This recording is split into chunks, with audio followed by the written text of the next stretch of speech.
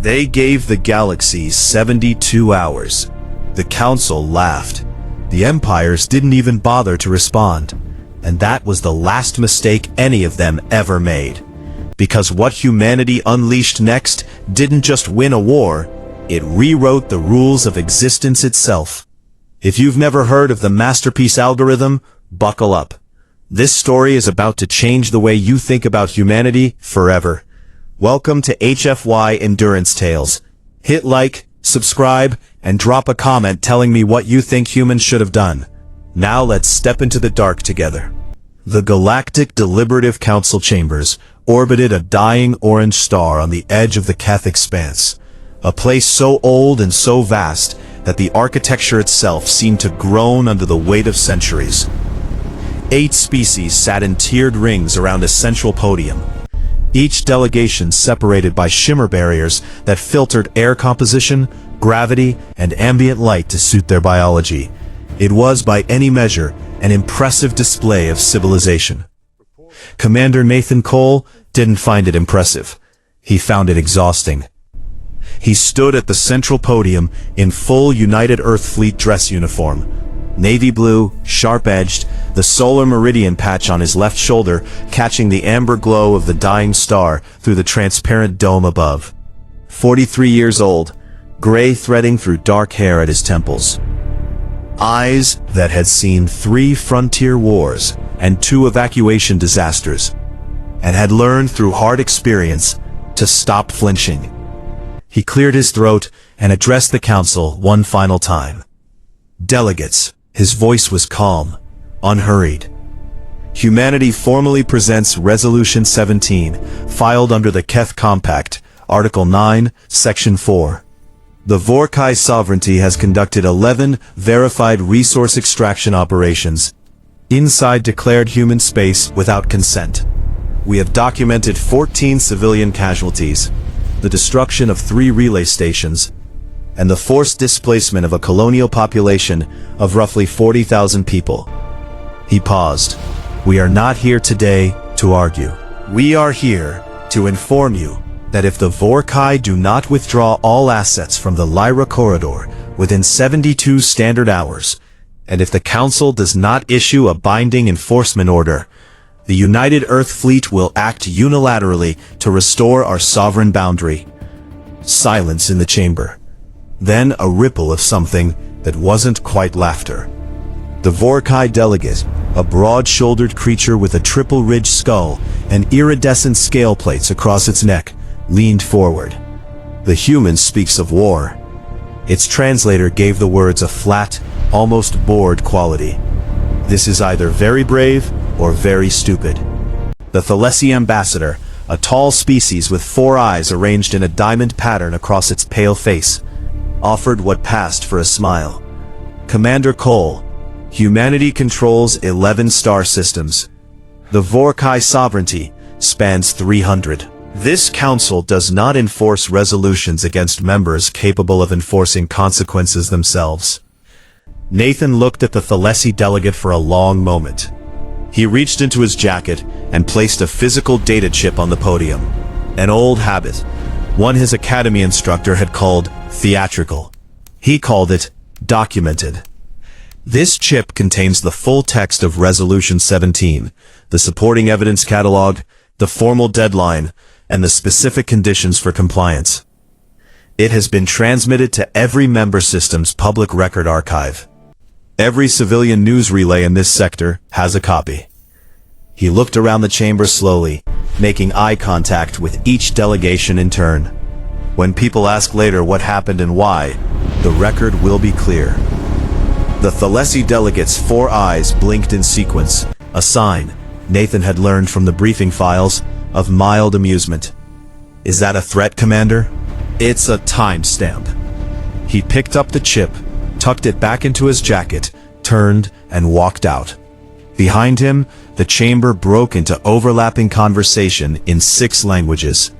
The Vorkai delegate made a sound that its translator rendered as a dismissive grunt. That side passage. The Thalessi ambassador filed a procedural note marking the human's departure as non-constructive.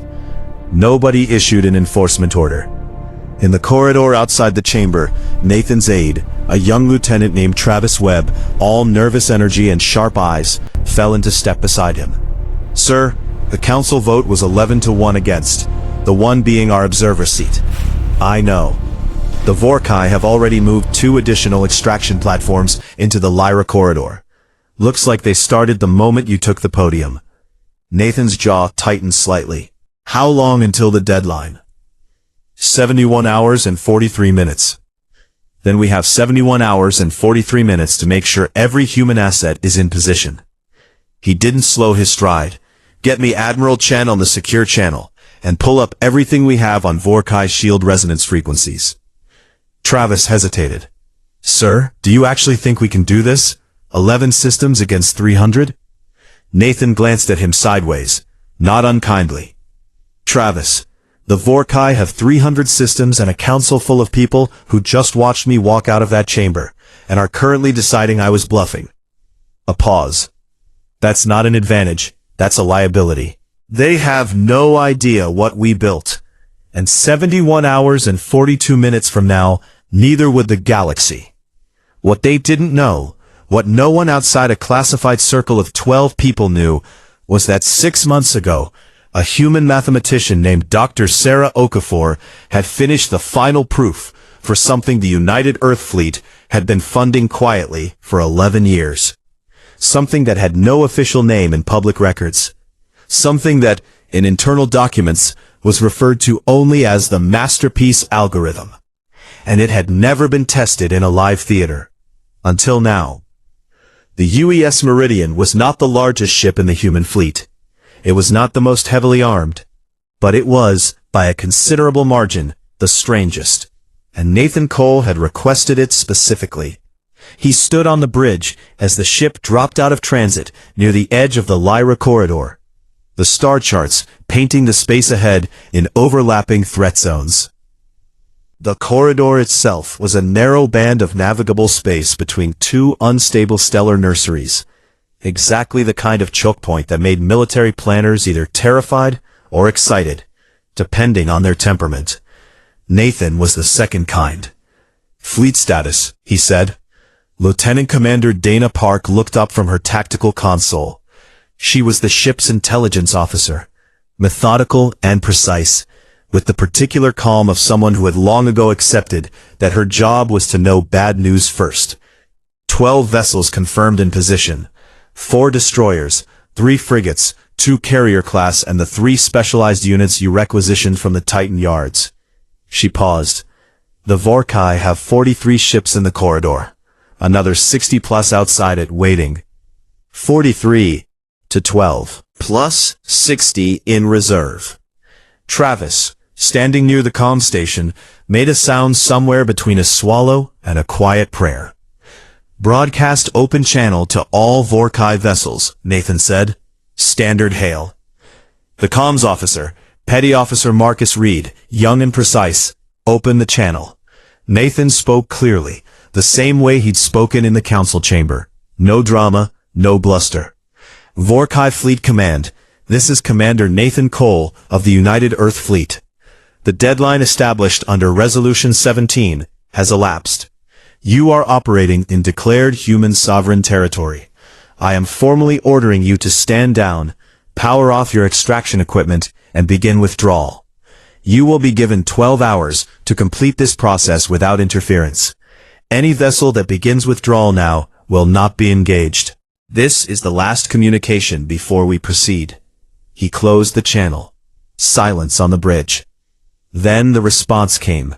Not from the Vorkai fleet commander, but from the Vorkai flagship, broadcast publicly, on an open frequency that every ship in the sector could receive.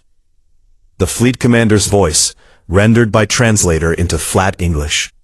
"Commander Cole, you have 12 ships. We have 103. I admire the formality. I do not admire the math." Quiet laughter from the secondary stations in the bridge. Nathan didn't smile.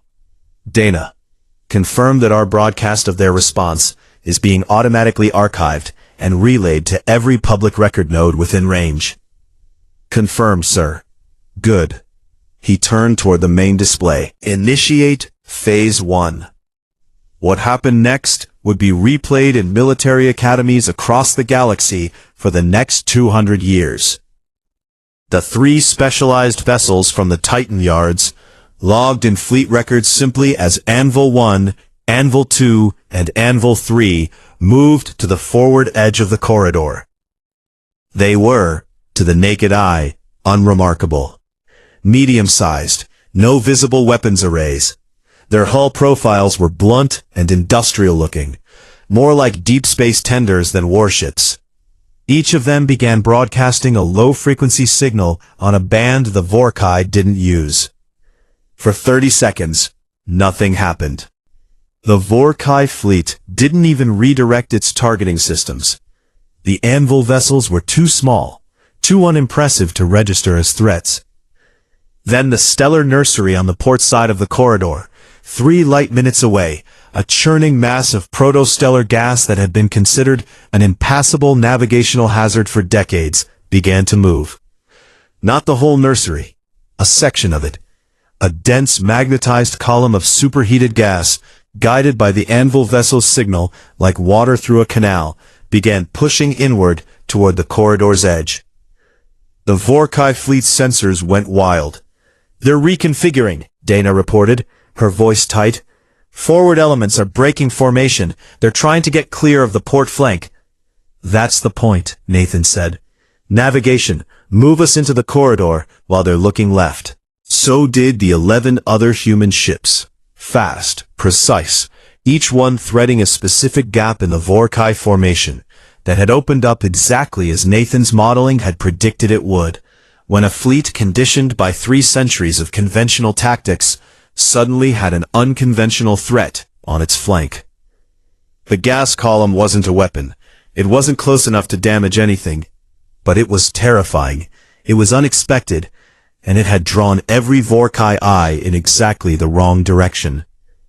In the chaos, human vessels reached firing range on 7 Vorkai extraction platforms before a single return shot was fired. The platforms went offline in sequence, targeting their power cores with a precision that left the platform structures intact. This was not an accident. It was deliberate policy. Destroy the machines, leave the hardware for potential salvage claims later. The legal team back on Earth had been very specific about this. By the time the Vorkai fleet reoriented, 4 of the 7 platforms were already dark. "They're firing," Marcus called out. "Evasive pattern Delta," Nathan said. "Don't let them bracket us." The bridge jolted as a Vorkai energy beam clipped the Meridian's port stabilizer. Consoles flickered. Someone swore in the back. The ship's AI, running the defensive weave pattern, pushed the vessel through a corkscrew that pressed Nathan sideways in his restraint harness.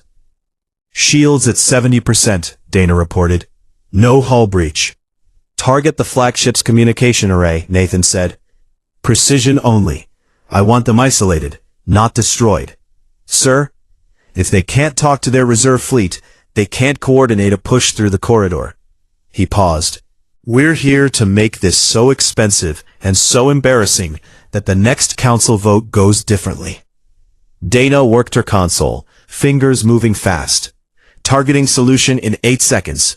7, 6, 5, and then something none of them expected happened. A second fleet dropped out of transit behind the Vorkai reserve. Not human ships, not Vorkai reinforcements, but Thalessi warships. 14 of them, positioned perfectly to cut off any withdrawal route.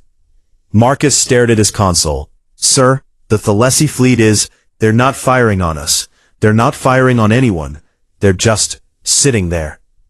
Nathan went very still. The Thalessi ambassador, four-eyed, faintly amused, who had filed a procedural note when he walked out of the chamber, who, apparently, had also filed something else entirely. A new voice came over the open channel, one Nathan didn't recognize. Female, speaking in Thalessi accented standard, smooth and precise. "Commander Cole, my name is Analyst Vera. I represent a Thalessi observation contingent. We are not here to fight. We are here to watch." A pause. We voted against your resolution. We are reconsidering. Nathan looked at the tactical display for 3 long seconds. Then he said, Dana, what's the status on the Vorkai flagship's communication array? Targeting solution ready, sir. Fire. The flagship went dark, and the Vorkai reserve fleet, suddenly blind, suddenly flanked, suddenly staring at a force they hadn't planned for, did the one thing no one on that bridge had been certain they would do. They stopped. But stopping wasn't the same as surrendering. And the Vorkai ground forces already deployed on the human colony worlds in the corridor hadn't gotten that message yet. And on Colony 7, a settlement of 11,000 people, a distress beacon had just gone active. Colony 7's distress beacon used a frequency that Vorkai sensors weren't calibrated to detect. That was not an accident either. Nathan pulled up the beacon data on the secondary display while the bridge crew managed the ongoing standoff in the corridor. The colony, officially designated Lyra 7, unofficially called Marker's Rest by the 12,000 people who'd built it over 2 generations, was transmitting a single looping message. Civilian population sheltering in infrastructure tunnels.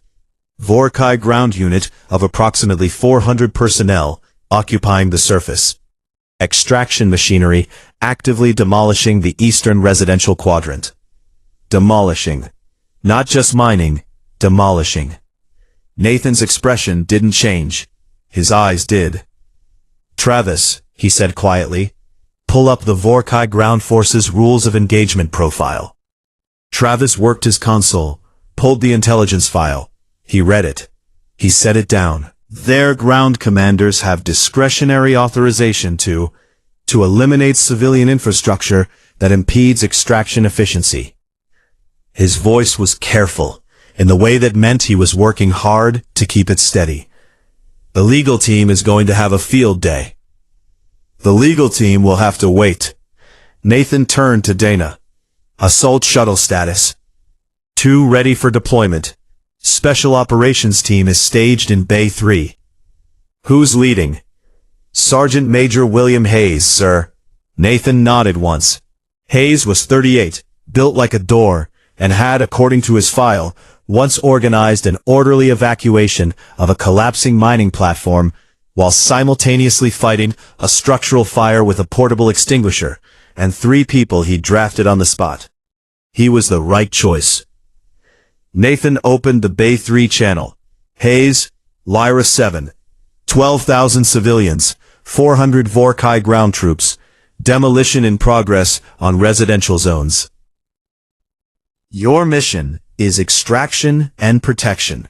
Get the civilians out of the tunnels and into a defensible position near the eastern landing pad. Rules of engagement are tight. You do not fire unless fired upon, and every action is recorded. Hayes's voice came back immediately. No hesitation. Understood, sir. We'll be gentle. A pause. Until we're not. Godspeed. The shuttles launched. On the bridge, Nathan turned his attention back to the standoff. The Thalessi observation contingent, 14 ships, silent as monuments, had not moved. The Vorkai reserve fleet had not moved. The Vorkai ships inside the corridor were operating without their flagship's coordination, which meant their individual commanders were making individual decisions, which meant inconsistency. Nathan was going to use that inconsistency. Open individual channel to each Vorkai vessel commander, he said, not a fleet broadcast, individual, personal. All 43, sir. All 43. Same message to each. Your flagship is offline. Your reserve cannot support you. The Thalessi are watching, and the entire operation is being recorded for council review. I am offering each of you individually the same terms. Begin withdrawal now, and your vessel and crew will not be engaged. This offer expires in 30 minutes. It was, by any conventional military calculus, an absurd offer. You did not negotiate individually with 43 enemy vessel commanders in the middle of an active engagement. Unless you understood something about the psychology of command, that a fleet commander who has lost communication with headquarters and is watching an unexpected third party observe the situation is not thinking about winning anymore. He's thinking about liability. Nathan understood this because humans had invented liability. The responses started coming in at minute 4. The first was from a Vorkai destroyer on the far end of the corridor. Its commander, a young officer by the rank designation, sent a single line. Beginning withdrawal. Confirm ceasefire status. Confirmed, Nathan replied. Safe passage. By minute 12, 9 vessels had requested withdrawal confirmation. By minute 20, 18. Dana watched the tactical display with an expression that was trying very hard not to be amazed. Sir, it's working. It's working because they're not stupid, Nathan said. They're trapped, they're exposed, and someone just gave them a door. People generally take the door. He watched the display. The ones who don't, those are the ones we need to worry about. As if on cue, 6 Vorkai ships that had not responded to the individual offers suddenly broke from their positions and drove hard toward the center of the corridor. Not withdrawing, not engaging the human fleet. Moving toward Lyra 7. Moving toward the colony. They're going to reinforce the ground troops, Dana said sharply. Or they're going to use the colonists as leverage, Travis said, his voice gone tight. Nathan was already moving.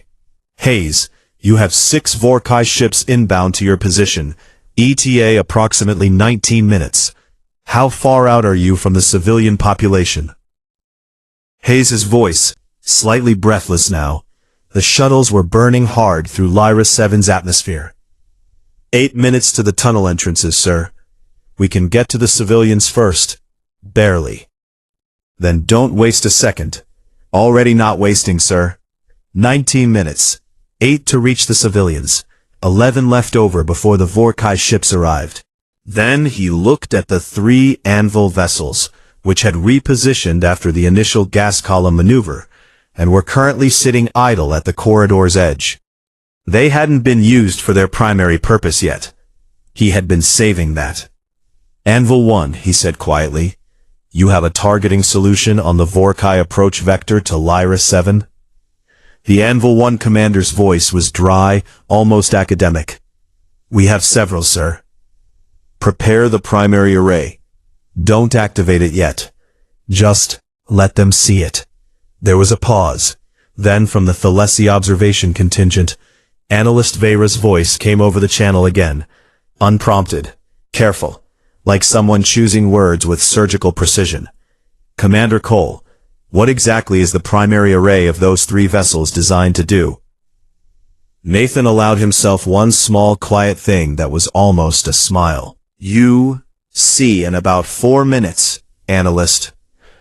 What nobody in that system knew, not the Vorkai, not the Thalessi, not even most of Nathan's own crew, was that the Anvil vessels were not weapons platforms in any conventional sense. They were projectors. They were the hardware the masterpiece algorithm ran on, and the algorithm, when activated, did not fire a beam, or launch a missile, or deploy an explosive. It rewrote local physics. Not dramatically, not impossibly, specifically, carefully, precisely. In a bubble approximately 200 kilometers in diameter, it altered the resonance frequency of FTL drive cores, making it geometrically impossible for any ship inside that bubble to execute a transit jump. It was, in theory, a blockade tool, a denial of movement system, the most sophisticated navigational trap ever constructed. It had been tested in simulation 11,000 times. It had never been tested on real ships. The 6 Vorkai vessels rushing toward Lyra 7 were about to become the first test case. And if the math was wrong, if the resonance modeling had even a fractional error, the bubble could collapse inward.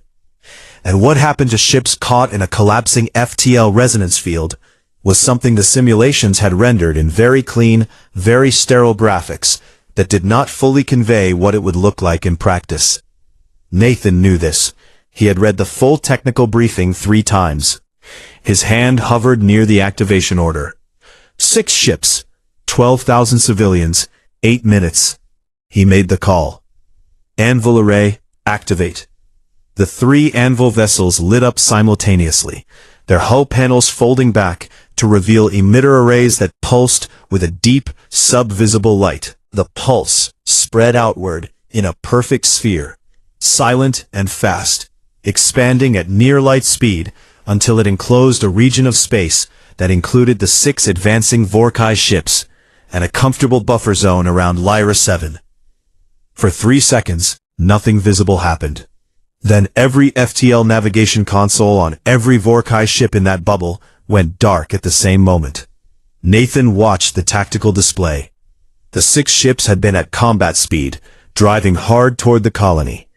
When their transit cores registered the resonance interference, automated safety protocols kicked in and cut their drives to sublight emergency thrust. A process that, at the velocities they were traveling, took approximately 40 seconds to complete, and left them moving forward on momentum alone. Unable to stop quickly, unable to jump out, suddenly aware that the space they were in had been turned into a cage. Analyst Vira's voice came over the channel, quietly precise. You have disabled their FTL capability. Temporarily, Nathan said. The field dissipates in approximately 6 hours. Every ship inside it will be fully operational afterward. A long pause. That is a very specific weapon. It's not a weapon, it's a boundary. He watched the 6 ships coast, their commanders clearly scrambling to understand what had just happened.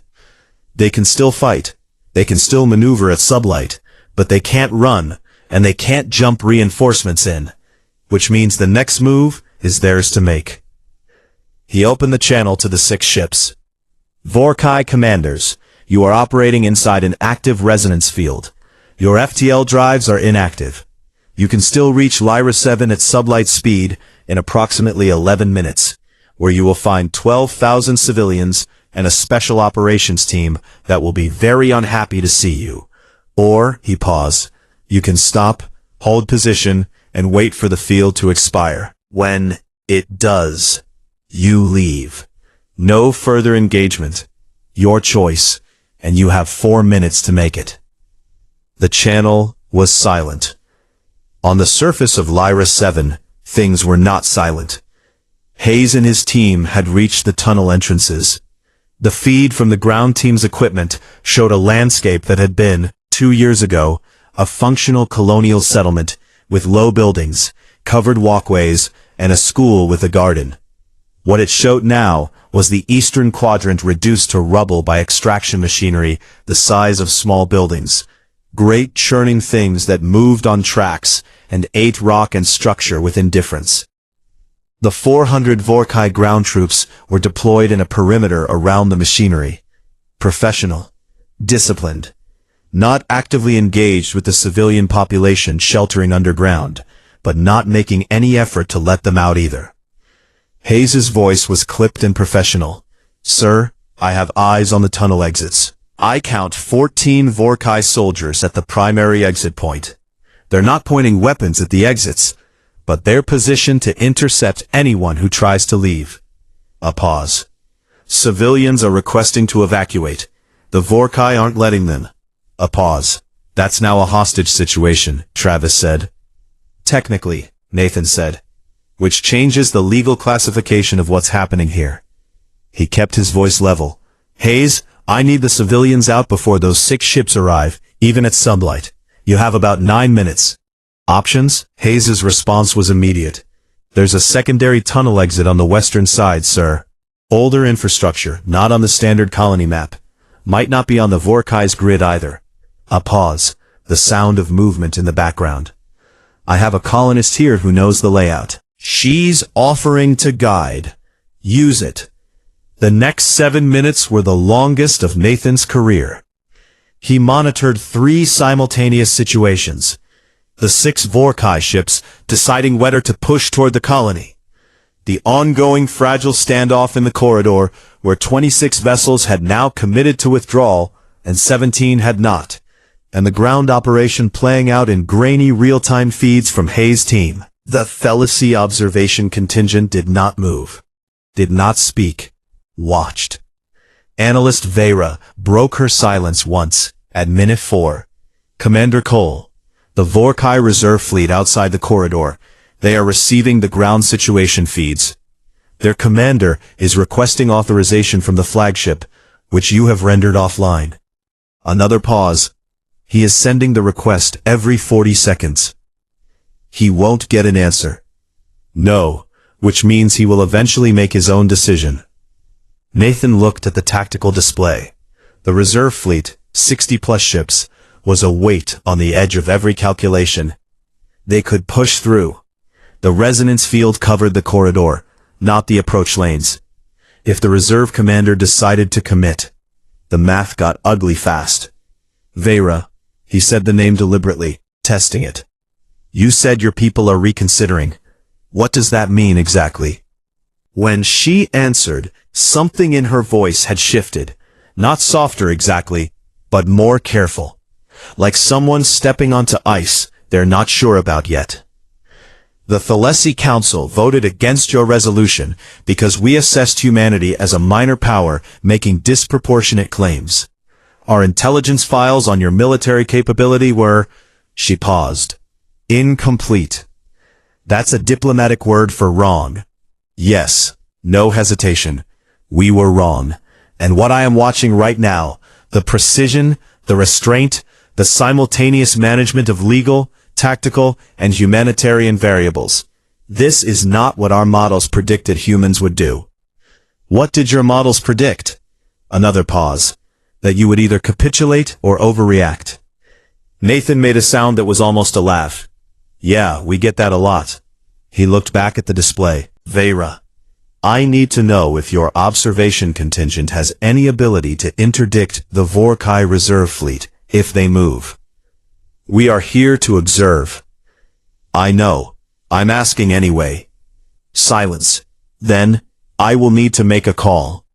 Make it fast. On the surface, Hayes' voice cut through.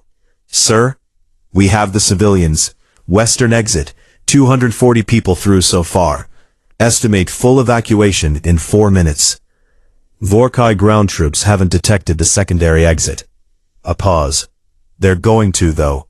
The machinery operators are swinging the eastern units around. They're clearing debris from the area near the western quadrant. How long? 2 minutes, maybe 3. Nathan looked at the 6 ships inside the resonance field. 3 of them had stopped.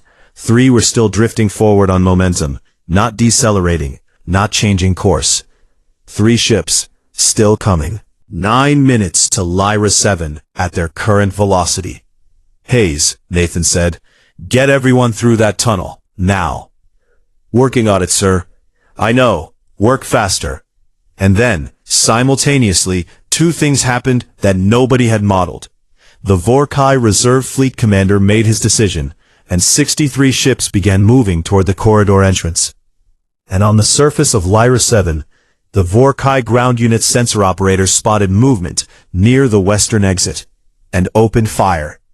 The shots from the ground were warning shots, technically. They impacted rock and debris 20 meters from the tunnel exit, sending a shower of gravel across the people trying to get through. In the feed from Hayes' equipment, Nathan could see the chaos. Colonists stumbling, ducking, Hayes' team forming a defensive arc between the exit and the Vorkai perimeter line. Hayes' voice was absolutely steady. On record. I see it. Requesting authorization to return fire. Every rule of engagement, every legal framework, every carefully constructed diplomatic structure that Nathan had spent 3 months building around this operation came down to this moment. Return fire meant escalation. Escalation meant the Vorkai ground commander could claim provocation. It meant a council review that could muddy the timeline. It meant giving the reserve fleet's commander a narrative to justify pushing through the corridor. And 240 people were in the open. between a tunnel exit and armed soldiers, with 3 ships still drifting toward them from orbit. Authorized, Nathan said. Minimum force. Non-lethal options first. Copy. The feed dissolved into controlled chaos. Hayes' team moving with the kind of economy that comes from training and then more training. And then the understanding that every movement either costs time or saves it. Non-lethal deterrents went out first. Electromagnetic burst devices that disrupted the Vorkai soldiers' equipment without physical harm. The Vorkai perimeter line faltered, staggered. In the 43 seconds that bought, Hayes got the remaining colonists through the exit.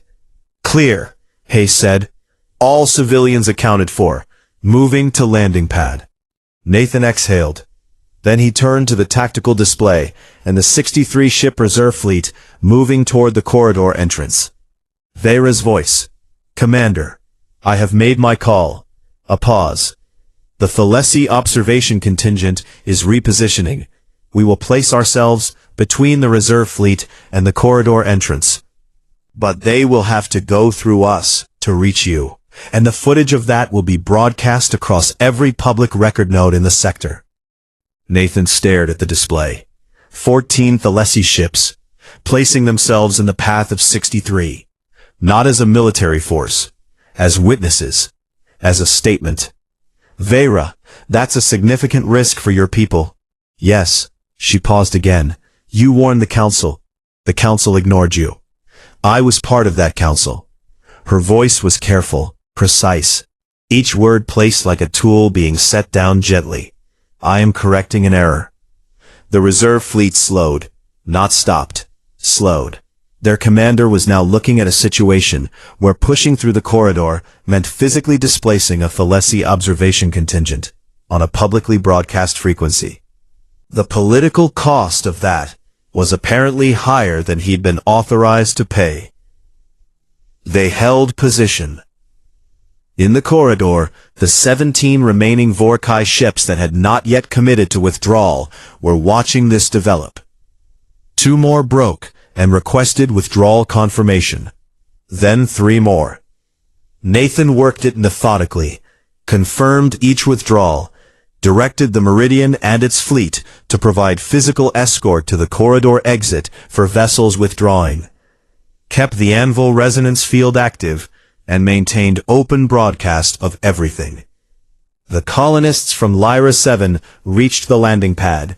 The Vorkai ground troops, cut off from orbital support, surrounded by recorded evidence of their actions, were given the same individual offer Hayes delivered personally.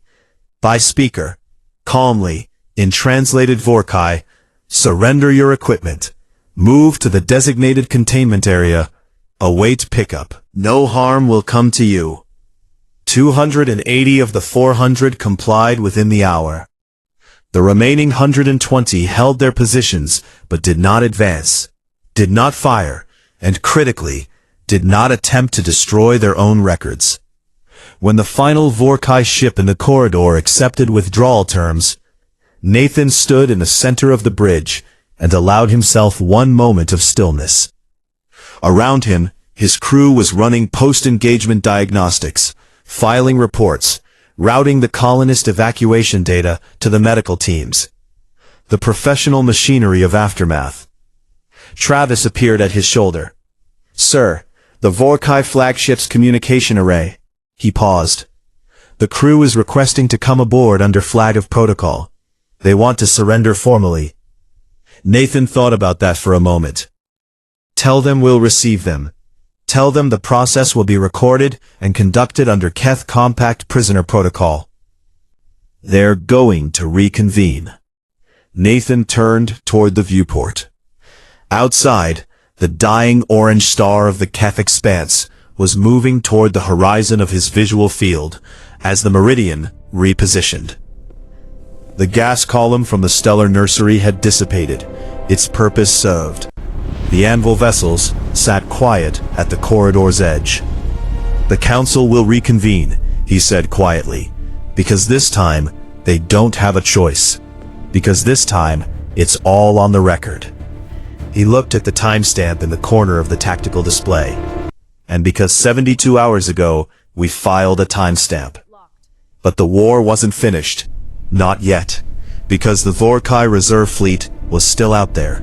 And their commander, who had stopped, yes, who had not pushed through, yes, had just received authorization from somewhere above the flagship level. Authorization that Nathan's intelligence intercept flagged 3 seconds later. Authorization to activate the Vorkai's own prototype weapon. Something that did not appear in any intelligence file Nathan had ever read. Something that had not been in the briefing documents, the threat assessments, or the Council's public disclosure of Vorkai military capability. Something that, according to the intercepted signal's technical header, was capable of collapsing a stellar nursery. Both of them. The ones on either side of the corridor. The ones that, if destabilized, would render the Lyra corridor permanently impassable and take everything inside it, including 12,000 colonists who hadn't finished evacuating, with them. Nathan looked at the intercept. He looked at the anvil vessels.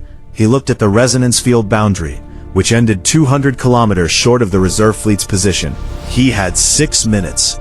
6 minutes is enough time for a lot of things. It is enough time for a person to decide, clearly and finally, what they are and what they are not willing to do. Nathan made that decision in about 4 seconds, and spent the remaining 5 minutes and 56 seconds executing it. Anvil array, expand field boundary to maximum projection range, now. The Anvil commander's voice came back sharp. Sir, maximum range expansion risks field coherence degradation. The model hasn't been validated at that radius. I know. Do it anyway. If the field collapses inward at that scale, I know what happens. Do it. A pause. Then, expanding. The resonance field grew. It was not elegant. In the tactical display, it flickered twice in the first 90 seconds. The coherence degradation the Anvil commander had warned about. The math, straining at the edges. Nathan watched it, and did not look away, and did not change his expression, and privately thought about the 12,000 people on Lyra 7, and the 11 systems that had trusted the United Earth Fleet to make the right call, and the Vorkai Reserve Commander, who had just received an order to destroy 2 stellar nurseries. At minute 3, the field edge reached the Reserve Fleet's position. At minute 3 and 20 seconds, the Vorkai prototype weapons activation sequence was interrupted by the automatic safety protocol that cut in when a vessel's FTL core detected resonance interference. The weapon went offline. At minute 4, the resonance field stabilized. Flickering stopped. The Anvil commander's voice came back, slightly amazed. Field is holding, sir. Coherence at 91%. Nathan exhaled one more time. A small, quiet exhale that nobody on the bridge would have noticed unless they knew what to look for. He looked at the floor for a moment and then back up at his console, and his jaw was working like he was chewing something difficult. The reserve fleet was trapped. Not destroyed, not damaged, trapped. The Vorkai prototype weapon was offline. The colonists were on the landing pad. The corridor was clear. In the weeks that followed, the mechanics of consequence ground forward with the slow, massive weight of institutional process, which is to say, slowly and loudly and with a great deal of paperwork. The Galactic Deliberative Council reconvened in emergency session 14 days after what the public record nodes were already calling the Lyra incident. Nathan attended this session too, but in a different role. Not as a petitioner. Not as a man with a 72-hour deadline and a data chip in his jacket. As a witness. The council chambers felt different. The shimmer barriers were still there. The tiered rings of delegation seats were still there. But the translations running underneath every speech were being broadcast publicly now. Because 17 member species' civilian populations had demanded it after watching the footage. There was a tribunal framework established within 30 days.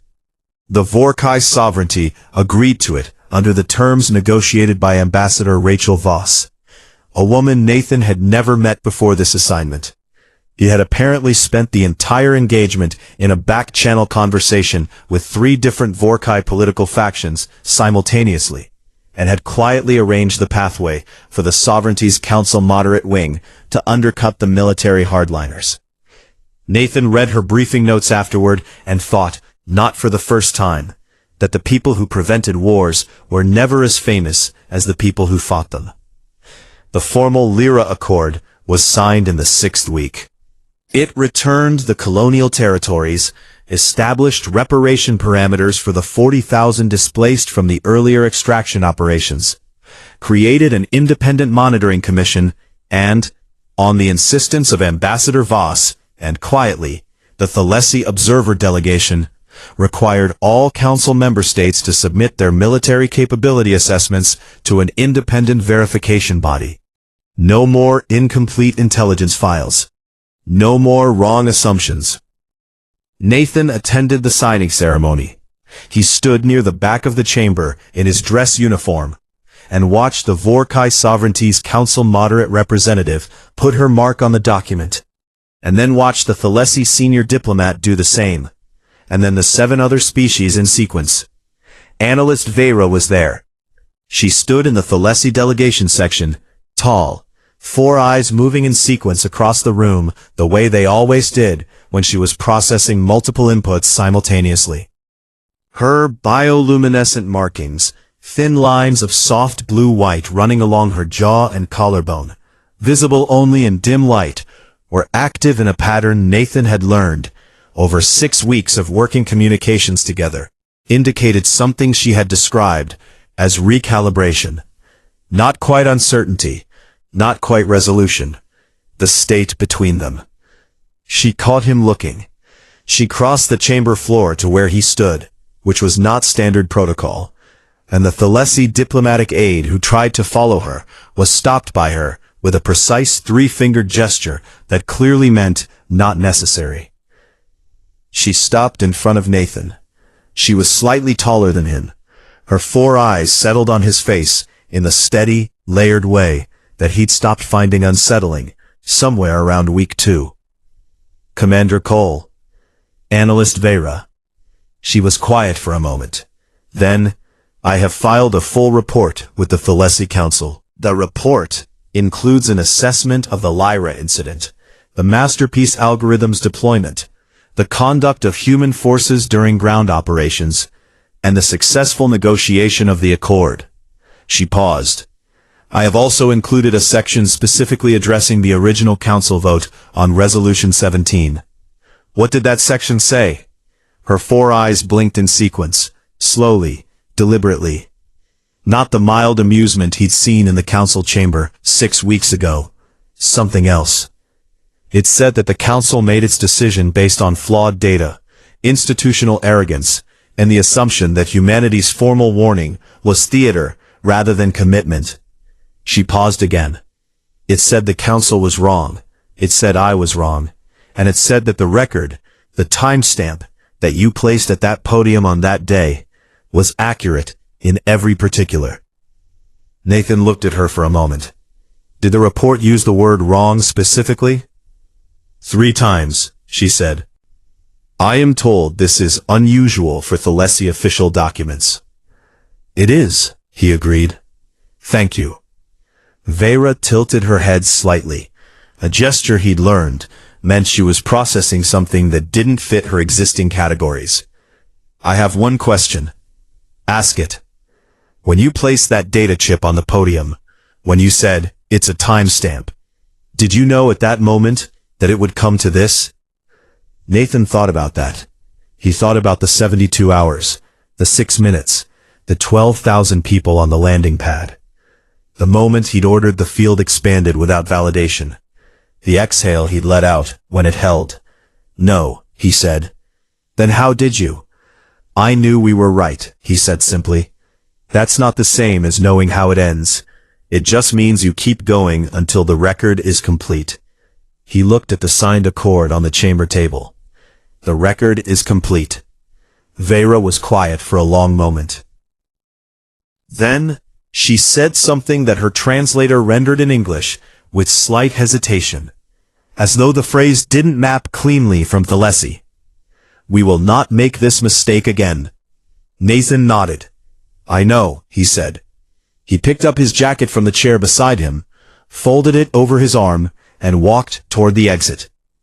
Behind him, through the transparent dome of the council chamber, the dying orange star of the Keth expanse hung in the dark. Ancient, patient, indifferent to the small creatures arguing below it about borders and records and the cost of being ignored. Humanity had warned them. The timestamp said so. And the timestamp, unlike empires, doesn't lie. If this story hit different, drop a comment below and tell me which moment got you the most. Was it the gas column maneuver? The resonance field? Hayes getting those colonists out with seconds to spare? This community keeps these stories alive. So share this one with someone who needs a reminder that preparation and principle are their own kind of power. Like, subscribe, and I'll see you on the next one. This is HFY Endurance Tales, and we're just getting started.